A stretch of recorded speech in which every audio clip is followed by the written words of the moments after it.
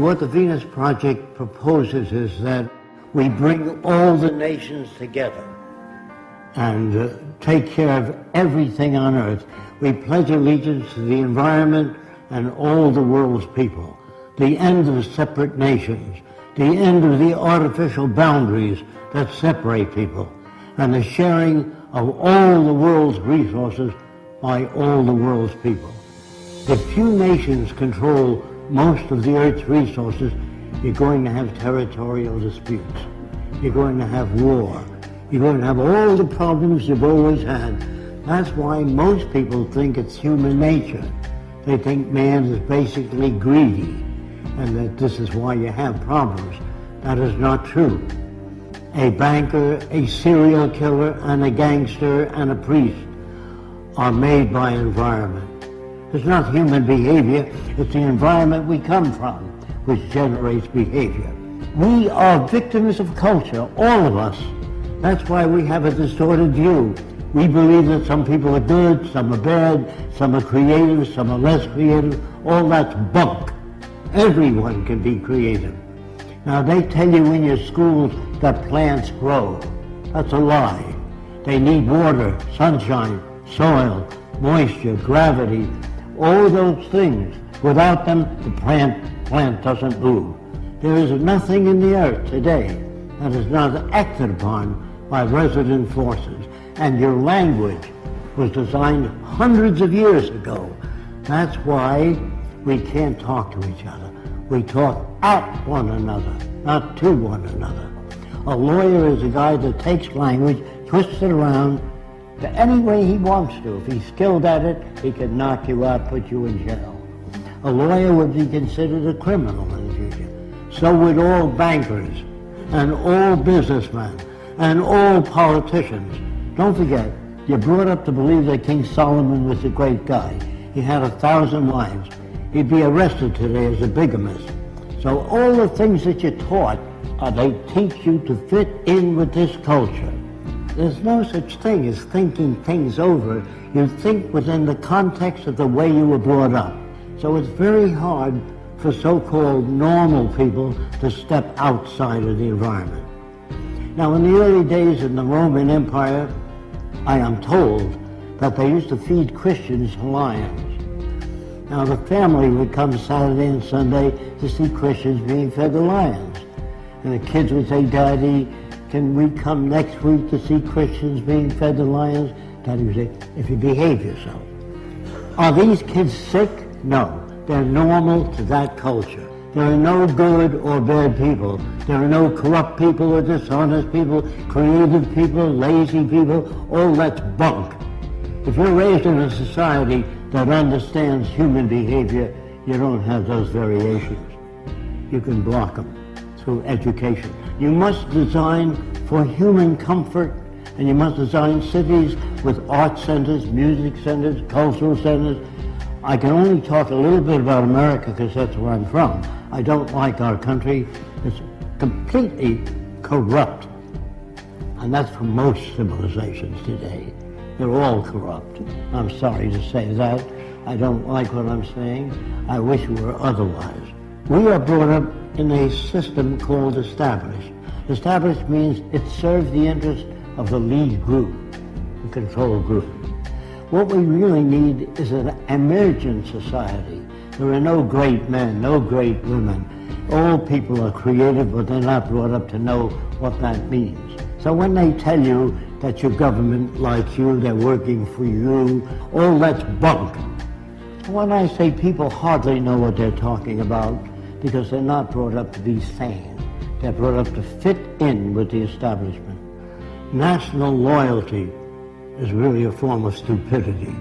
All people need clean air, clean water, arable land, and a relevant education. That means no businessmen, no advertising, no investment bankers. I used to work for Ernst Udet, and I said, "How did you shoot down 70 airplanes?" And he said to me, "I would fly above aerial combat and watch the rookies that couldn't handle planes well and knock them off." Now, what kind of a person is that? He's a war hero, great man. They're bums and Stupid people brought up by an arrogant society that doesn't give a shit about anyone else but the established institutions. Man, this includes me, cannot think or reason. When your car veers to the right, you don't kick it and beat it up. Either your tire pressure's uneven or something's wrong with the steering column. You try to understand. When children beat up other people and hurt other people like a bully, that's part of their conditioning, their associative memory, the system they live under, which doesn't correct that. Schools do not teach you much. They're mostly concerned with propaganda. Most schools don't teach you how to live, find meaning in your own life, how to disagree without getting angry. What is really needed is the intelligent management of the Earth's resources for the benefit of everyone. Now, the only way you can do that is through technology. Everything that you have, your lights, your air conditioning, your automobile, your airplanes, all technology. Politicians can't give you that. Politicians don't know what to do. They make laws. Say no to drugs. Well, that's not going to stop a person from selling drugs as long as there's money in it. But if you do away with the money system and build access centers where anyone can have access to the necessities of life without filling out 1 million forms or appealing to Fresco, it's all available to everyone. Go to your big department stores or your food stores, you'll see lots of stuff. We are now capable of producing in abundance. People say to me, I know two people from the same environment. One turned out to be a priest, the other a gangster. If environment is everything, how do you get those differences? You get those differences by playing with the youngest child, 4 years old, while the 7-year-old stiff. That's where jealousy comes from. It comes from poor manipulation of the variables. If you grade children in school, you hurt the other kids. I got an A, what did you get? F, failure. You know, all of us, by the way, are prostitutes in this system. If you sing and you sell toothpaste, you're a prostitute. If you get up and you say, I got just the house you're looking for, you're a prostitute for the establishment. So there's no good or bad people now. We're perfect reflections of the culture we live in. Again, I'm sorry about that. How can you pray to a God? How can you talk to God?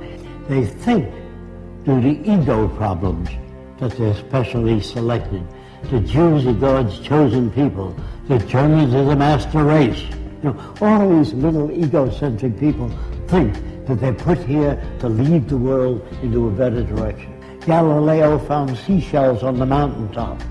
He took it to the Catholic Church, and he said, maybe the mountain was once under the water and was pushed up. And the church said, no, the devil put that stuff there to confuse you. So the world you live in is as full of shit as a Christmas turkey. And you're not about to talk to people and turn them around. You have to demonstrate it. So I don't say science is perfect, but it's closer to our problems than any other system.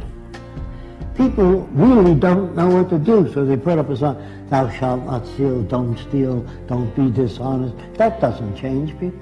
All money systems, as they begin to collapse and change, they move toward fascism. It's part of the history of civilization to move in that direction. The wealthy people try to protect what they have. I went to the South Seas when I was 21. Everybody on the island was nude, except when men climbed trees. They wore kind of a jockstrap to prevent their balls from being caught in the branches. So everybody walked around nude.